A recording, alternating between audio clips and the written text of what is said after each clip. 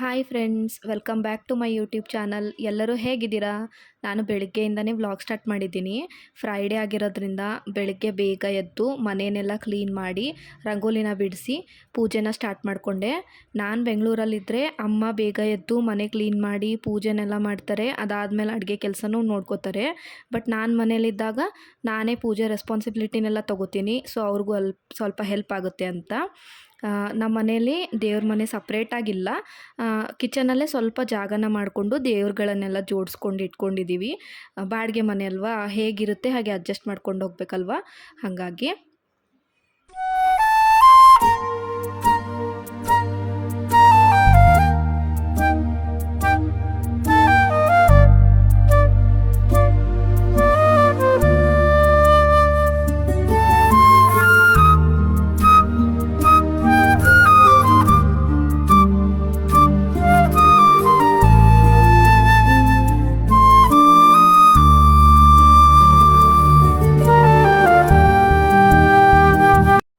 ಪೂಜೆ ಸ್ಟಾರ್ಟ್ ಮಾಡಿದ್ರೆ ನನಗೆ ಅಟ್ಲೀಸ್ಟ್ 1 ಅವರ್ ಬೇಕಾಗುತ್ತೆ. ದೇವ್ರ ಫೋಟೋ ಜೊತೆಗೆ ಹಿತ್ತಾಳೆ ದೇವ್ರ ಮೂರ್ತಿ ಕೂಡ ಇದೆ ಅಲ್ವಾ ನಮ್ಮ ಮನೆಯಲ್ಲಿ. ಹಾಗಾಗಿ ಅವುಗಳನ್ನೆಲ್ಲ ಕ್ಲೀನ್ ಮಾಡಿಕೊಂಡು ಅದಾದಮೇಲೆ ದೀಪನೆಲ್ಲ ಕ್ಲೀನ್ ಮಾಡೋದ್ರಿಂದ ಸ್ವಲ್ಪ ಟೈಮ್ ಹಿಡಿಯುತ್ತೆ ಅಂತಲೇ ಹೇಳ್ಬೋದು. ನಾನು ಇದನ್ನೆಲ್ಲ ಕ್ಲೀನ್ ಮಾಡೋದಕ್ಕೆ ಪೀತಾಂಬರಿನ ಯೂಸ್ ಮಾಡ್ತೀನಿ. ಇದನ್ನು ಯೂಸ್ ಮಾಡಿ ವಾಶ್ ಮಾಡೋದ್ರಿಂದ ಪೂಜೆ ಎಲ್ಲ ಆದಮೇಲೆ ಆ ರೂಮ್ ನೋಡಿದ್ರೆ ಒಂಥರ ಫಳ ಅಂತ ಹೊಳೆಯುತ್ತಾ ಇರುತ್ತೆ, ದೇವ್ರುಗಳೆಲ್ಲ ಚೆನ್ನಾಗಂತ ಅನಿಸುತ್ತೆ. ಸೊ ಅದಾದಮೇಲೆ ಗಂಧ ಎಲ್ಲ ಯೂಸ್ ಮಾಡಿಕೊಂಡು ಪೂಜೆ ಮಾಡ್ತೀನಿ. ಗಂಧನ ನಾನು ದತ್ತಾತ್ರೇಯ ದೇವಸ್ಥಾನಕ್ಕೆ ಹೋದಾಗ ತೊಗೊಂಡಿದ್ದೆ. ಆ ವ್ಲಾಗ್ ಕೂಡ ನಾನು ಅಪ್ಲೋಡ್ ಮಾಡಿದ್ದೀನಿ, ಚೆಕ್ ಮಾಡಿ. ಇಷ್ಟ ಆದರೆ ಲೈಕ್ ಮಾಡಿ. ಈ ಗಂಧ ಹಚ್ಚಿ ಒಳ್ಳೆ ಪೂಜೆ ಮಾಡುವಾಗ ಒಂದೊಳ್ಳೆ ಪರಿಮಳ ಬರುತ್ತೆ ಅಂತಲೇ ಹೇಳ್ಬೋದು. ಅದರಿಂದ ಮೈಂಡ್ಗೂ ಪೀಸ್ಫುಲ್ ಅಂತ ಅನಿಸುತ್ತೆ.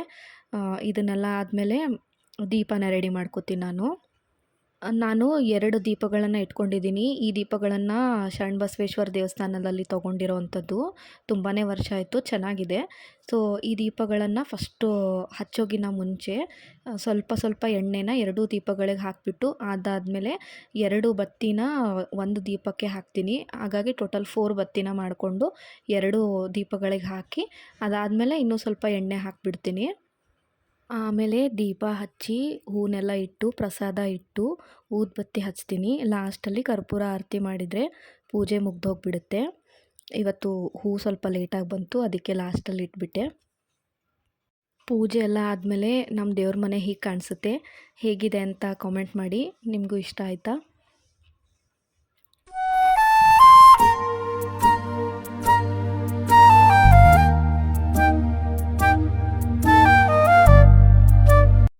ನಮ್ಮ ಮನೆ ಹತ್ತಿರ ಒಬ್ಬ ಚಿಕ್ಕ ಹುಡುಗ ತರಕಾರಿ ಮಾರೋಕ್ಕಂತ ಬರ್ತಾನೆ. ಅವನ ಹತ್ರ ಅಮ್ಮ ಕ್ಯಾರೆಟ್ ತೊಗೊಂಡಿದ್ರು. ಅದನ್ನು ತೊಗೊಂಡು ಬಂದು ನನ್ನ ಕೈಯಲ್ಲಿ ಕೊಟ್ಟರು, ಕ್ಯಾರೆಟ್ ಹಲ್ವಾ ಮಾಡಿಕೊಡು ಅಂತ. ಓಕೆ ಸರಿ ಅಂತ ಹೇಳಿಬಿಟ್ಟು ನಾನು ಈ ಹಲ್ವಕ್ಕೆ ಏನೇನು ಬೇಕಾಗುತ್ತೆ ಅದರದ್ದು ಪ್ರಿಪ್ರೇಷನ್ ಎಲ್ಲ ಸ್ಟಾರ್ಟ್ ಮಾಡಿಕೊಂಡೆ. ನಾನು 6ರಿಂದ 8 ಈ ಥರ ದಪ್ಪ ದಪ್ಪ ಇರೋ ಕ್ಯಾರೆಟ್ನ ತೊಗೊಂಡು ನೀಟಾಗಿ ವಾಶ್ ಮಾಡ್ಕೊಂಡಿದ್ದೀನಿ.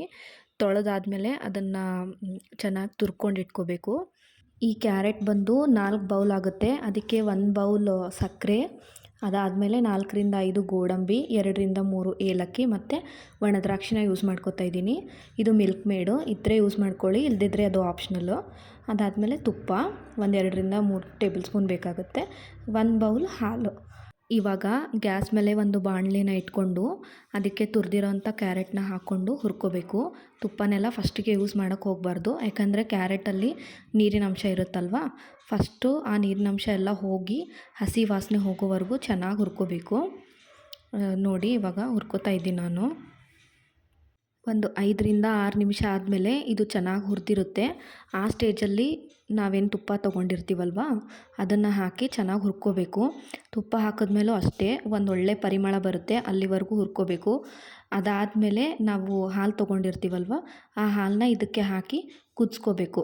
ಈ ಹಾಲು ಎಲ್ಲಿವರೆಗೂ ಕುದಿಸ್ಕೋಬೇಕು ಅಂದರೆ ಕ್ಯಾರೆಟ್ ತುರಿ ಏನಿರುತ್ತೆ ಅದು ಹಾಲನ್ನೆಲ್ಲ ಹೀರ್ಕೊಳ್ಳುತ್ತೆ, ಅಲ್ಲಿವರೆಗೂ ಕುದಿಸ್ಕೋಬೇಕಾಗುತ್ತೆ. ಈ ರೆಸಿಪಿ ಬಂದು ತುಂಬಾ ಈಸಿಯಾಗಿರುತ್ತೆ. ಬಟ್ ಮೇನ್ ಪ್ರೊಸೆಸ್ ಏನು ಅಂದರೆ ಕಂಟಿನ್ಯೂಯಸ್ ಆಗಿ ನಾವು ಕೈ ಆಡಿಸ್ತಾ ಇರಬೇಕು, ಇಲ್ಲದಿದ್ದರೆ ಅದು ತಳ ಹಿಡಿಯುತ್ತೆ. ಅದೇ ಮೇನ್ ಆಗಿರೋದಿಲ್ಲಿ. ಇಂಗ್ರೀಡಿಯೆಂಟ್ಸ್ನೂ ಸ್ವಲ್ಪನೇ ಇರುತ್ತಲ್ವ, ಹಾಗಾಗಿ ಬೇಗನೆ ಮಾಡ್ಕೋಬೋದು. ಇವಾಗ ಈ ಸ್ಟೇಜಿಗೆ ಬಂದಾದಮೇಲೆ ಇದು ಇನ್ನೂ ಸ್ವಲ್ಪ ಹುರ್ಕೋಬೇಕು. ಇವಾಗ ನೋಡ್ತಾ ಇದ್ದೀರಲ್ವ, ಇದು ಸ್ವಲ್ಪ ಡ್ರೈ ಕನ್ಸಿಸ್ಟೆನ್ಸಿಯಲ್ಲಿ ಬಂತು. ಈ ಸ್ಟೇಜಲ್ಲಿ ಫಸ್ಟು ಮಿಲ್ಕ್ ಮೇಡನ್ನ ಹಾಕ್ಕೊಳ್ಳೋಣ. ನಾನು ಹೇಳ್ದ ಹಾಗೆ ಇದು ಆಪ್ಷನಲ್ಲು, ಡೈರೆಕ್ಟ್ ನೀವು ಶುಗರ್ ಕೂಡ ಯೂಸ್ ಮಾಡ್ಕೋಬೋದು.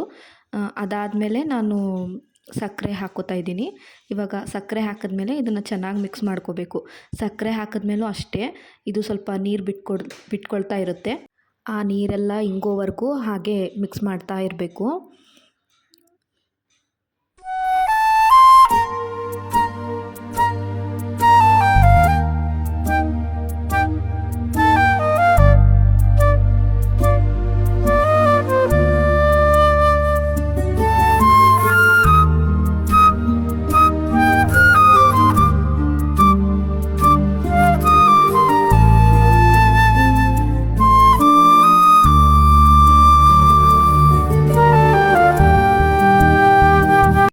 ಇವಾಗ ನೋಡ್ತಾ ಇದ್ದೀರಲ್ವ, ಇದು ಆಲ್ಮೋಸ್ಟ್ ಆಗೋಗಿದೆ.